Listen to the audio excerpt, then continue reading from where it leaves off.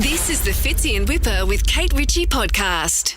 Interesting article that was in The Australian recently. The headline is The Growing Trend of Retiring Early and Dying with Zero. First of all, the timing to do that, I mean, it gets me down a little bit when you do hear stories like that. But you know what? If it's your life, this is the thing. A lot of people out there don't have children. A lot of people out there that don't want to pass anything down to their children. But it seems to be in Australia that there's a lot more people, Kate, that are retiring early, doing the things that they want and dying with nothing in the bank. Yeah, but I also think I was talking to someone about this recently. I think some people are retiring early against their will. What do you mean, getting sacked? Kind of being made to retire? Well, the older people can't find work. Yeah. Do you know the other thing that you're seeing, Fitz, a lot of, and I quite like this idea, it's families getting together and saying, okay, well, in 10 years' time, Mum and Dad, you're probably going to die, so we're going to get you cash. So, as a family, why don't we spend that inheritance now? Why don't we, with whatever's coming, do something together which is special for everybody right here, right now? So part of the inheritance... That's if you've got extra cash, I think. Yeah, that's if you've got spares. Well, this is the thing. It's a big call, and it's not like you've got a heap of money up your sleeve. Well, your super may have come through and you've got a little bit in the tank. You've worked your bum off all those years. Yeah, but that's what your super's for. Your super's is to see your last few years of your life out. But they're saying, instead of leaving anything, let's just get on together and burn it as we go.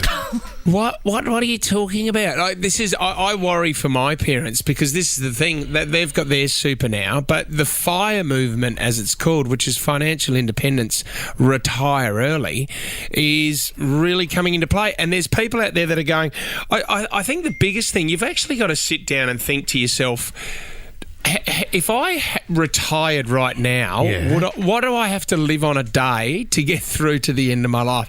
And what sort of age are you looking at here, Kate? Are you looking in your 80s or your 90s? When are you going to? I know you'd like to think that you might live to 100, but it can all end tomorrow. And if you're not well, perhaps you don't want to go on that far. Do you know the thing is too, like when you get older and you'll go to your doctor and the doctor will say, hey, mate, the number one thing that you can do to keep yourself alive is stay active and busy and interested. Because the minute you switch that off, your brain starts to slow down and you will decline rapidly. Yeah, but see, you must remain interested. You could travel, you could grow, you could buy yourself a caravan, sell the family home and buy a caravan and travel around Australia, or you could do any of that. The thing, the scary thing is, I think for a lot of people, is that you can't time it and things go wrong. There could be you don't have your insurance anymore, or something might get burnt down.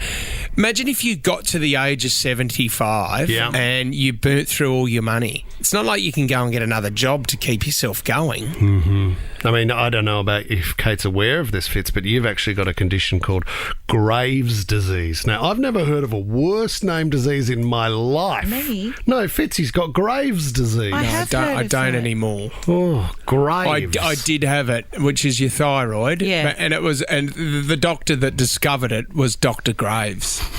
Was it? That's an unfortunate name. We did this the other day. Oh, sorry. The guy that discovered it years ago, not discovered your version of it. No. Peter Graves was not a mate of mine who just went, have you ever thought about getting your thyroid checked out? Hey, Andrew in Parramatta, thanks for calling. What do you think? Do you want to retire early or spend the cash with the family? Or?